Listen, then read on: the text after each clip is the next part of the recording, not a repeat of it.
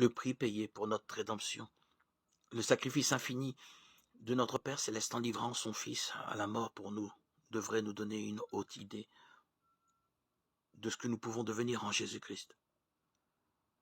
Quand il est donné à Jean, l'apôtre inspiré, de contempler la hauteur, la profondeur et la largeur de l'amour du Père envers l'humanité perdue, il est si rempli de sentiments d'adoration et de respect que, dans la puissance où il se trouve, d'exprimer l'intensité et la tendresse de cet amour, il s'écrie « Voyez, quel amour le Père nous a témoigné pour que nous soyons appelés enfants de Dieu. » 1 Jean 3, 1.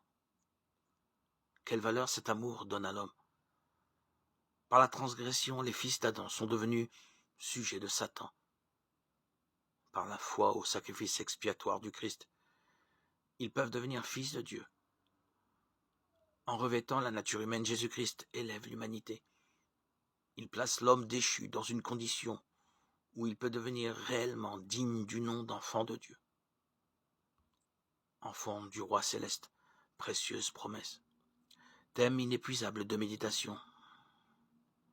Amour insondable de Dieu pour un monde qui ne l'aimait pas. Un tel amour est sans exemple. Il surpasse celui d'une mère pour son enfant égaré. Sa contemplation subjugue l'âme et rend les pensées captives de la volonté divine. Plus nous étudions le caractère de Dieu à la lumière de la croix, plus nous y découvrons de clémence et de tendresse. Mieux nous voyons la miséricorde unie à l'équité et à la justice. Et plus nous discernons les preuves d'un amour et d'une compassion infinie.